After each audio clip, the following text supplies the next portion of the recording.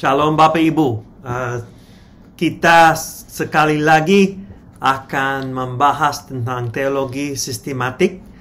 Kita sudah membahas tentang siapakah Allah, karakternya, dan apa itu Allah Tritunggal, siapa itu, dan siapa manusia. Jadi sifat-sifat manusia.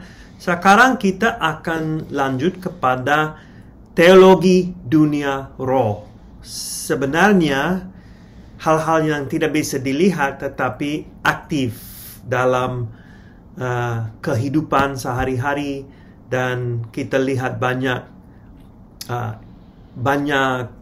hal di dalam firman Tuhan mengenai roh-roh jahat, malaikat, dan bagaimana ada interaksi, ada hubungan antara materi dan rohani. Jadi sebelum kita mulai, mari kita berdoa. Bapa kami bersyukur karena ada kesempatan lagi untuk bicara tentang teologi sistematik. Tolong memberkati kami dalam pembahasan ini. Kami berdoa dalam nama Yesus Kristus. Amin. Ya, Bapak Ibu, sebagai pendahuluan, kuasa dan kedaulatan Allah memberikan penguasa di dunia roh dan di dunia material, memerintah. Nah, contohnya kerajaan temporal dan material, sementara dan materi. Nebukadnezar di dalam Habakuk pasal 1 ayat 6, sebab sesungguhnya akulah yang membangkitkan orang Kasdim, bangsa yang garang dan tangkas itu, yang melintasi lintang bujur bumi untuk menduduki tempat kediaman yang bukan kepunyaan mereka. Jadi Allah membangkitkan kerajaan duniawi. Ada kedaulatan, ada kuasa di dalam tangan Tuhan berkaitan Nebukadnezar. Koresh dalam Yesaya pasal 44 ayat 28, akulah yang berkata tentang Koresh, dia gembalaku, segala kehendakku akan digenapinya dengan mengatakan tentang ke Yerusalem, baiklah ia dibangun, dan tentang bait suci, baiklah diletakkan dasarnya. Allah mendirikan kepemimpinan Koresh dalam kehendaknya sendiri, kehendaknya Tuhan sendiri. Allah membiarkan pemimpin-pemimpin duniawi untuk memerintah di atas umatnya. Perumpamaan juga tentang penggarap-penggarap kebun anggur dalam Matius pasal 21, 33 sampai 41. Penggarap diberikan kuasa sementara. Penggarap diberikan kuasa sementara. Jadi contohnya mengenai bagaimana Allah membiarkan penguasa di dunia roh dan di dunia material memerintah. Kita lanjut dalam kerajaan spiritual. Setan yang adalah iblis, adalah naga yang berkuasa di dalam firman Tuhan, tetapi sama sekali tidak bisa dibandingkan dengan kuasa Tuhan. Tetapi di dalam Matius pasal 4 ayat 8 sampai 9, dan iblis membawanya pula ke atas gunung yang sangat tinggi dan memperlihatkan kepadanya semua kerajaan dunia dengan kemegahannya, dan berkata kepadanya, semua itu akan kuberikan kepadamu jika engkau sujud menyembah aku. Jadi sepertinya ada kepemimpinan setan di atas bangsa-bangsa. Ini kuasa yang dibiarkan oleh Tuhan kepada iblis. Efesus pasal 2 ayat 2. Kamu hidup di dalamnya karena kamu mengikuti jalan dunia ini, karena kamu menaati penguasa kerajaan angkasa, yaitu roh yang sekarang sedang bekerja di antara orang-orang durhaka. Kita lihat dalam dunia roh-roh jahat, Efesus pasal 6 ayat 12. Karena perjuangan kita bukanlah melawan darah dan daging, tetapi melawan pemerintah-pemerintah, melawan penguasa-penguasa, melawan penghulu-penghulu dunia yang gelap ini, melawan roh-roh jahat di udara. Semua penguasa di bawah kedaulatan Allah. Ini harus diakui. Semua penguasa di bawah kedaulatan Allah.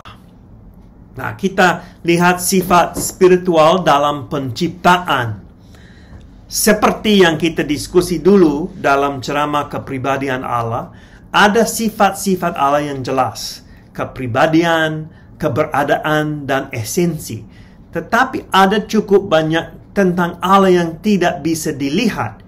Ini bisa dibaca dalam Roma pasal 1, Yohanes 1, Kolose 1, 1 Timotius 1, dan Ibrani 11.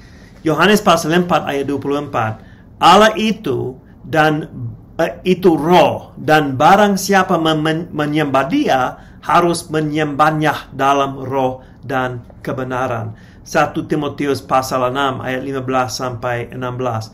Yaitu saat yang akan ditentukan oleh penguasa yang satu-satunya yang penuh bahagia, Raja di atas segala raja dan Tuhan di atas segala Tuhan. Dialah satu-satunya yang tidak takluk kepada maut, bersemayam dalam terang yang tak terhampiri. Dan seorang pun tidak pernah melihat dia, dan memang manusia tidak dapat melihat dia. Baginya lah hormat dan kuasa yang kekal. Amin. Tidak heran jika Allah boleh dijelaskan dalam dunia roh dan tak bisa dilihat. Maka ada unsur-unsur dalam penciptaan yang memiliki sifat sama dengan roh dalam dunia spiritual atau dunia roh ini. Nah, kita bisa melihat ini berkaitan dengan malaikat-malaikat. Nah, malaikat-malaikat dalam Kolose pasal 2 ayat 18 dijelaskan, janganlah kamu biarkan kemenanganmu digagalkan oleh orang yang pura-pura merendahkan diri dan beribadah kepada malaikat, serta berkanjang pada penglihatan-penglihatan dan tanpa alasan membesar-besarkan diri oleh pikirannya yang duniawi.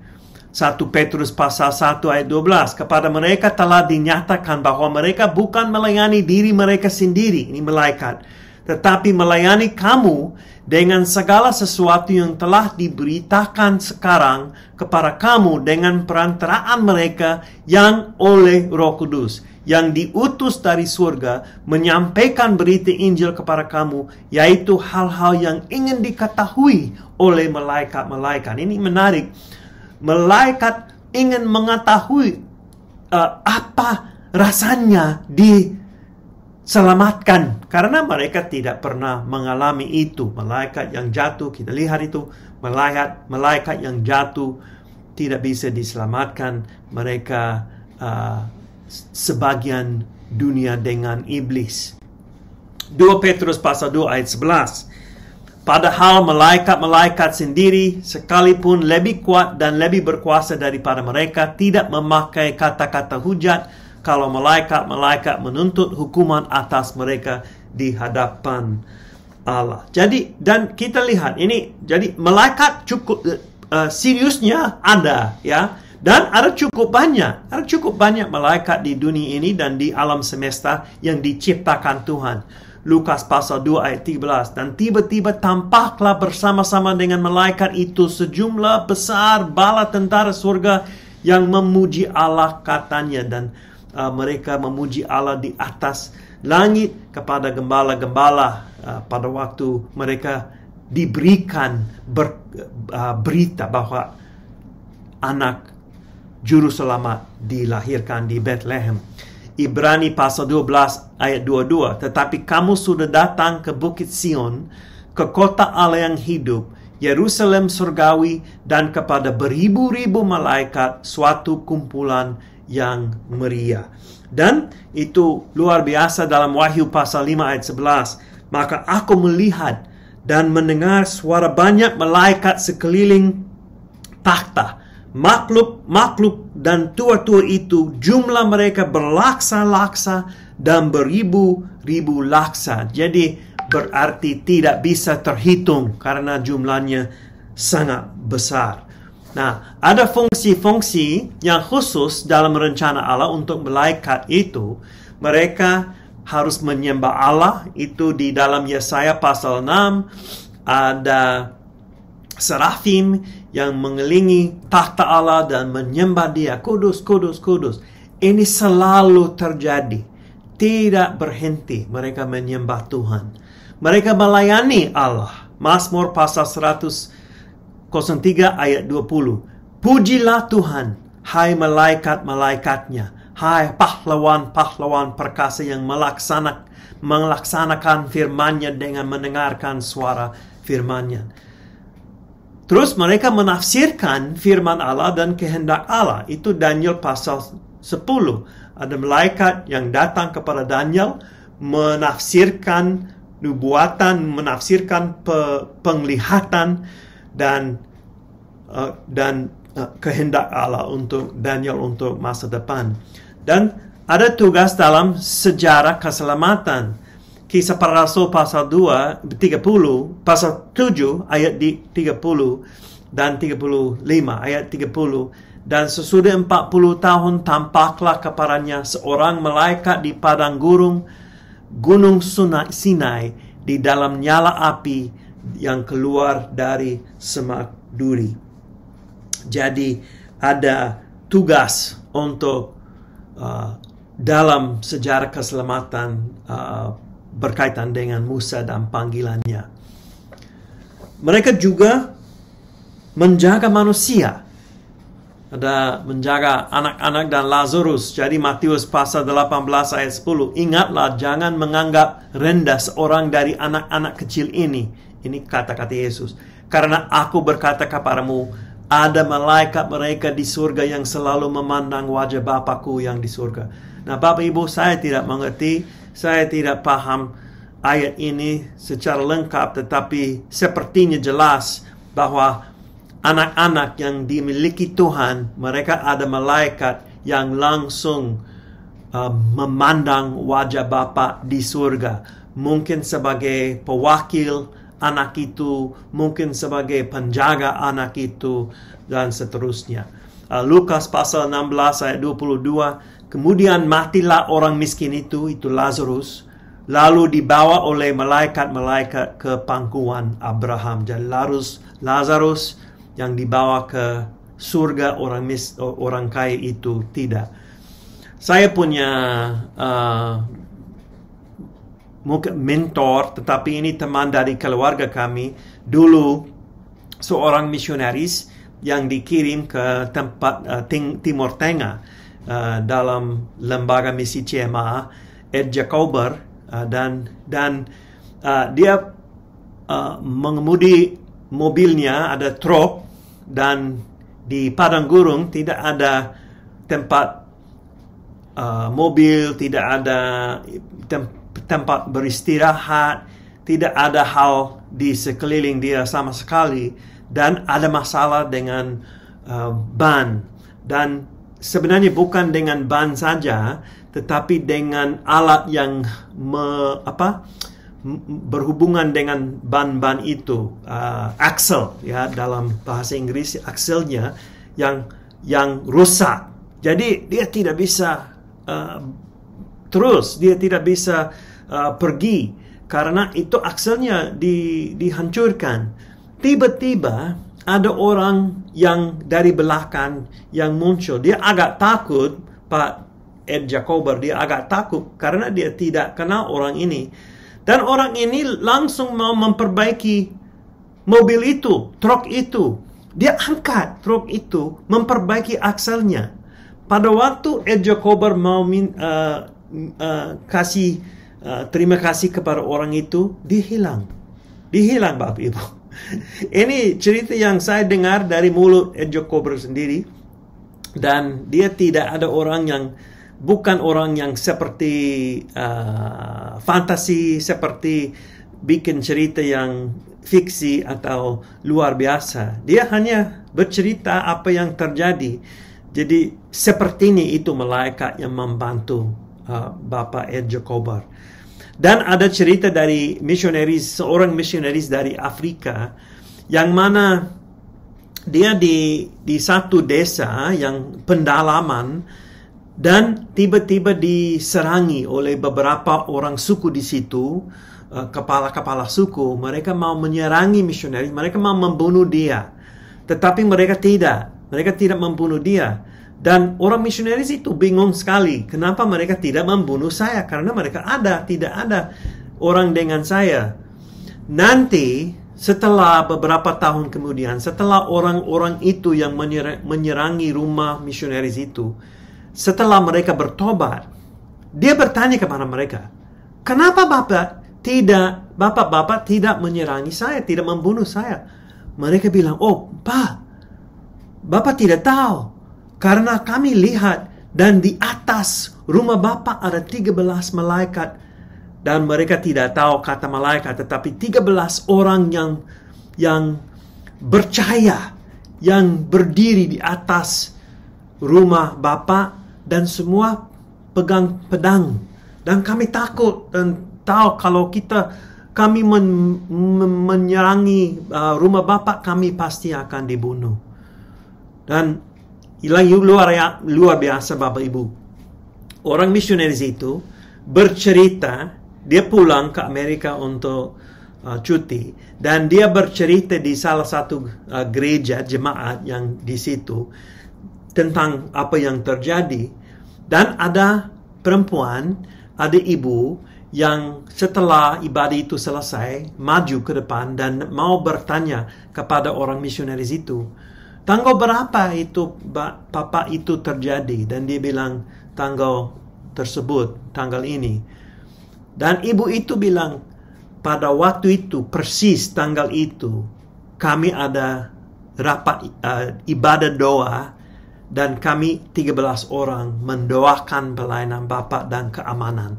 Luar biasa, 13 orang berdoa, ada 13 malaikat yang menjaga. Jadi Bapak Ibu, ada hubungan, tetapi yang jelas ada hubungan antara doa dan malaikat. Saya tidak mengerti itu, tapi yang jelas malaikat menjaga hamba Tuhan, menjaga manusia. Nah, ada beberapa gelar di dalam firman Tuhan mengenai malaikat dalam Perjanjian Lama. Mereka disebutkan pemberita. Mazmur 104 ayat 4, angin atau ruah yang membuat angin sebagai suruhan-suruhanmu dan api yang menyala sebagai pelayanmu. Mereka disebut panglima bala tentara Tuhan di Yosua pasal 5 ayat 14. Jawabannya, bukan, tetapi akulah panglima bala tentara Tuhan, sekarang aku datang. Nah, lalu sujudlah Yosua dengan mukanya ke tanah, menyembah dan berkata kepadanya, apakah yang akan dikatakan Tuanku kepada hambamu? Jadi malaikat disebut panglima bala tentara Tuhan, pemberita.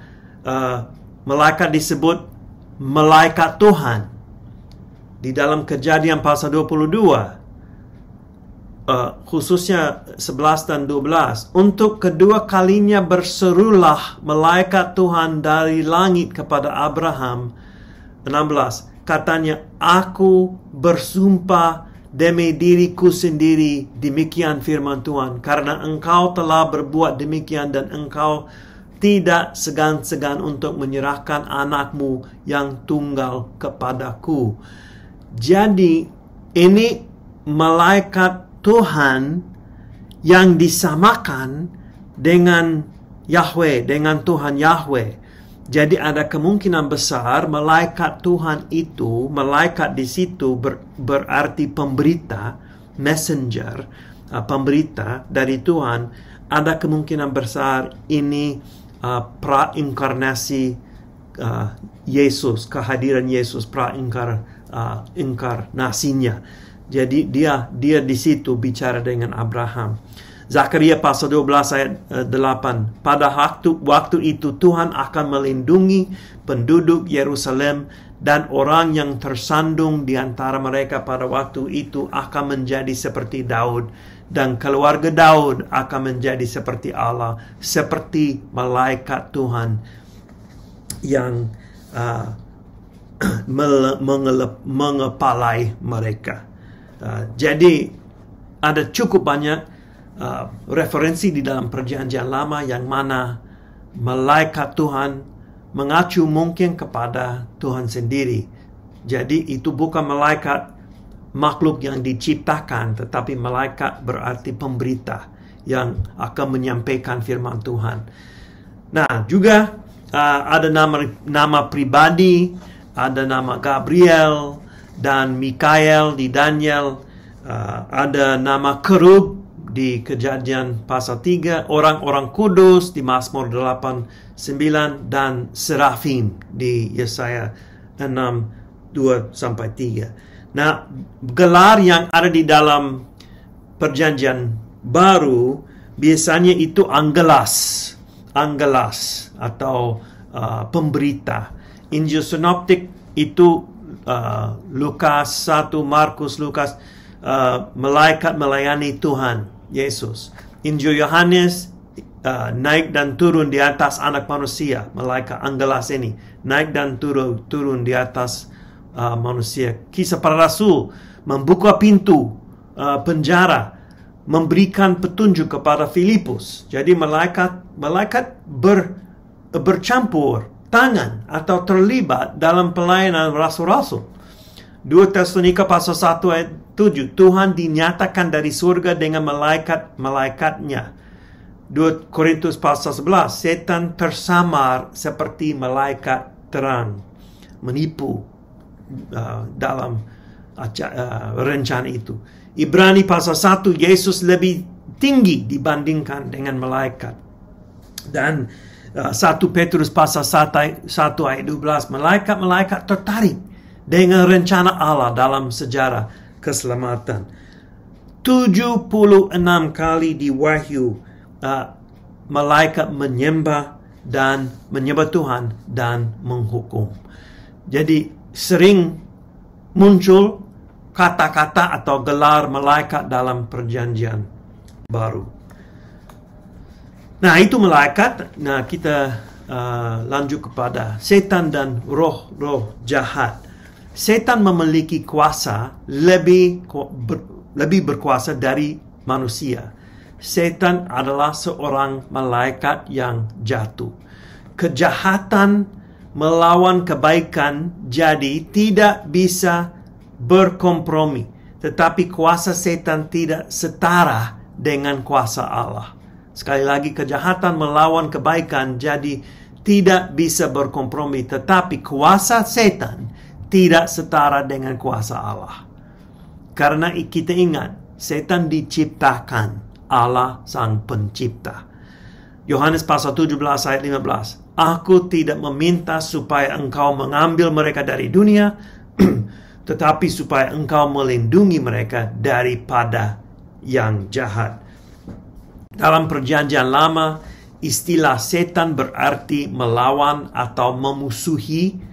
Dalam Yesaya pasal 14 ada banyak penafsir yang mengatakan bahwa ini setan, tetapi menurut saya itu bukan setan, tetapi menjelaskan kesombongan Nebukadnezar.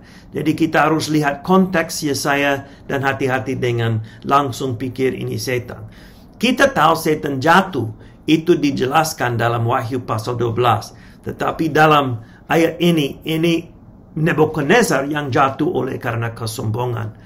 Nah, kerub diusir dari Eden, mungkin itu lambang untuk Raja Tirus juga, bukan setan. Nah, ini pandangan saya sendiri. Saya mau mementingkan konteks yang di dalam firman Tuhan supaya kita bisa menafsirkan dengan baik. Di dalam Perjanjian Baru, di dalam Markus pasal 1, Yesus mengusir roh-roh jahat. Yohanes pasal 8, setan adalah bapa segala dusta. Kisah Para Rasul pasal 10, roh-roh jahat menindas orang. Roh-roh jahat menindas orang. Dan 1 Tesalonika pasal 2 ayat 18, melawan pelayanan misi, sebab kami telah berniat untuk datang kepadamu. Aku Paulus melahan lebih dari sekali, tetapi iblis telah mencegah kami. Jadi sepertinya iblis bisa mencegah pelayanan misi, pelayanan Injil. Itu kenapa doa sangat penting, karena itu perang rohani. Kita ikut dengan doa, dengan rendah hati, dengan bergantung kepada Tuhan untuk melawan roh-roh jahat itu. Dalam Roma pasal 16 ayat 20, Allah menang di atas setan. Yakobus pasal 4 ayat 7 dan 1 Petrus pasal 5, kuasanya bisa dilawan. Setan seperti seekor singa yang mau merusakkan orang percaya. Wahyu pasal 2 ayat 13 dan 9 ayat 20, setan menipu dan menyerang. Itu karakternya untuk berbohong, untuk menipu. Dan Wahyu pasal 12, kita bisa membaca teks itu nanti, itu kebatasan kekuasaan. Iblis diusir dari surga pada waktu kematian dan kebangkitan Yesus. Itu waktunya dia jatuh dari surga. Dia diusir oleh karena Yesus menang. Dan tetapi dia ada di dunia ini, aktif untuk melawan Tuhan, untuk melawan jemaat-jemaat, untuk melawan peluasan Injil dan pelayanan misi. Nah, kita lanjut. Ini yang terakhir. Kita lihat hubungan antara dunia roh dan dunia material. Di dalam dunia barat, filsafat dan dalam pikiran barat, mereka memisahkan dunia roh dan dunia material. Tetapi di dalam firman Tuhan tidak seperti itu. Ada hubungan. Kita akan lihat itu khususnya di dalam 1 Samuel pasal 28 ayat 3 sampai 25. Saya tidak akan membaca teks ini. Mungkin Bapak Ibu bisa membaca sendiri. Penafsiran historis, karena ini untuk latar belakang, ini yang mana Saul minta orang sihir itu untuk panggil Samuel dari kuburan, dari kematiannya, panggil roh Samuel. Dan Samuel betul-betul tiba. Nah, ada beberapa tafsiran historis. Yang pertama, Samuel dikembalikan oleh sihir itu. Itu dipikirkan Justin Martir, Origenes, dan Agustinus. Yang kedua, Samuel atau roh jahat dinyatakan sesuai dengan perintah Allah. Nah, ini dikotbahkan Yohanes Chrysostom. Jadi Allah membiarkan Samuel untuk menyatakan diri. Yang ketiga, roh jahat menipu Saul dan memberikan nubuat yang palsu. Itu yang ditangkap oleh Tertullianus, Gregorius dari Nisa, dan Jerome. Nah, fakta-fakta di dalam cerita ini, ibu sihir itu melihat Samuel.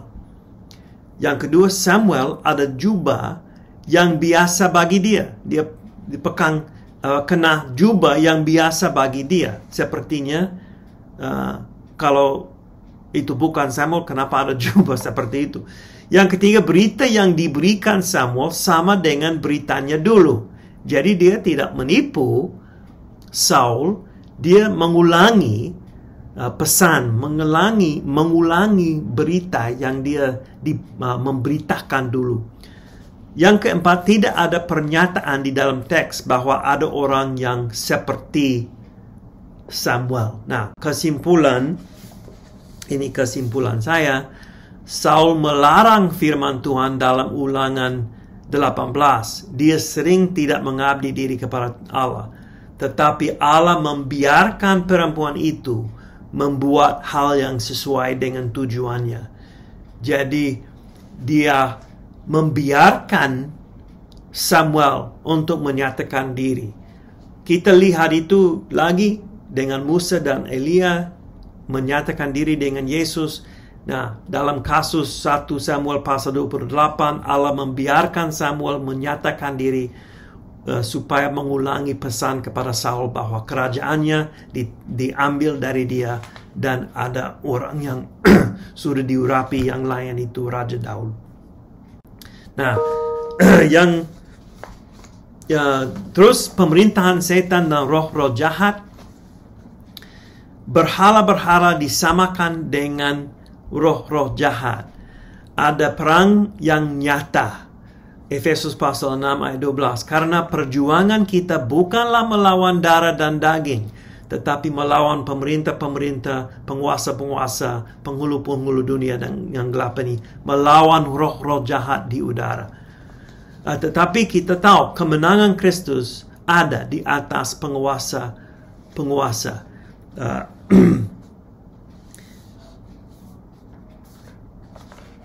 Ia telah melucuti pemerintah dan penguasa dan menjadikan mereka tontonan umum dalam kemenangannya atas mereka.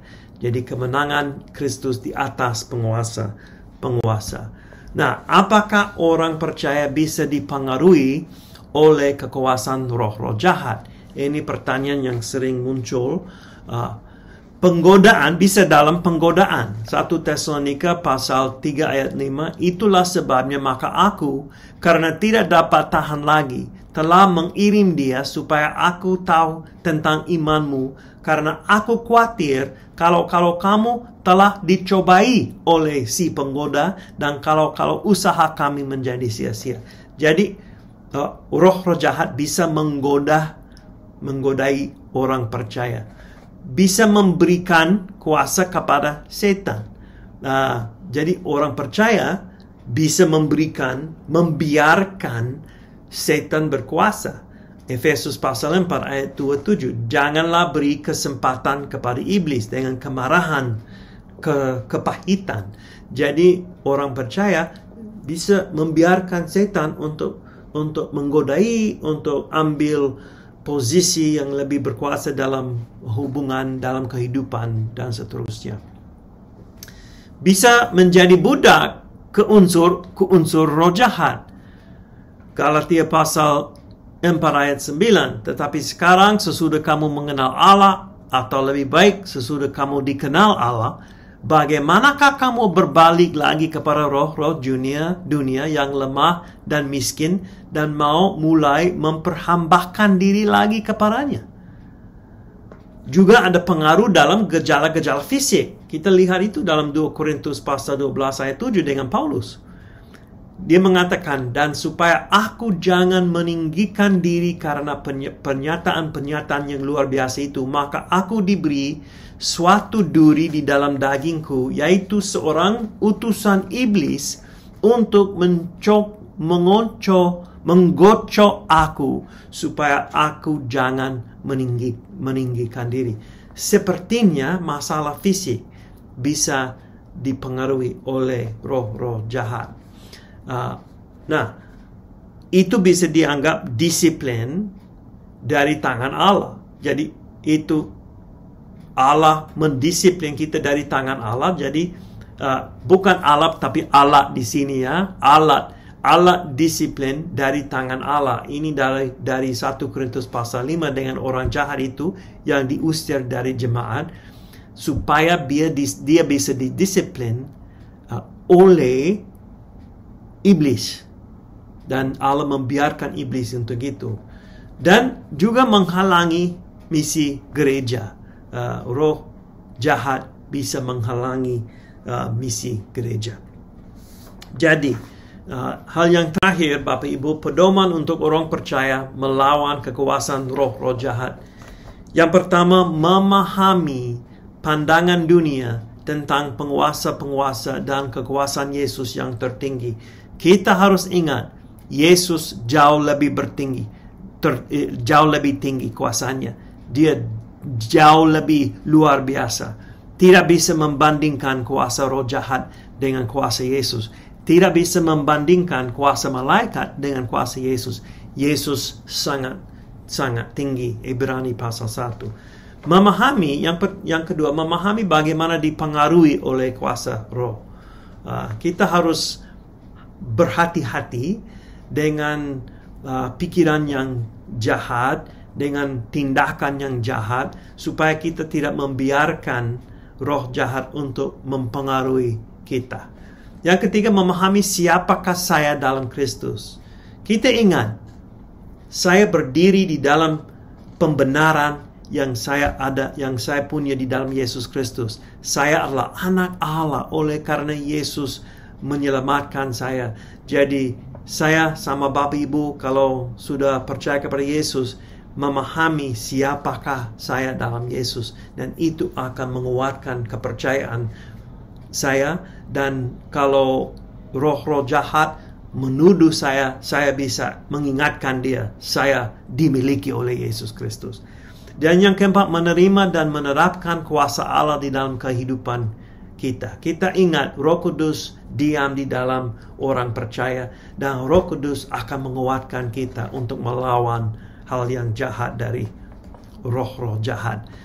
Yang kelima, menolak dan mempengaruhinya dalam kehidupan, menolak setan, dan pengaruhnya dalam kehidupan. Kita bisa buat itu dalam 1 Petrus 5 dan Yakobus, kita bisa menolak iblis dalam kehidupan kita. Dan yang keenam, melibatkan diri dalam misi penebusan. Melibatkan diri dalam misi penebusan, karena itu akan melawan penguasa roh-roh jahat di dunia ini. Jadi Bapak Ibu, ada dunia yang bisa dilihat, ada dunia yang tidak bisa dilihat. Walaupun tidak bisa dilihat, tidak berarti itu tidak ada atau tidak nyata. Tetapi kita terus pegang kepada kepercayaan kita dalam Yesus Kristus. Terus ingat bahwa Yesus jauh lebih tinggi daripada semua hal lain, semua makhluk di dunia ini. Dan kita terus bersyukur karena keselamatan yang kita punya dalam Yesus Kristus. Terima kasih, Tuhan memberkati.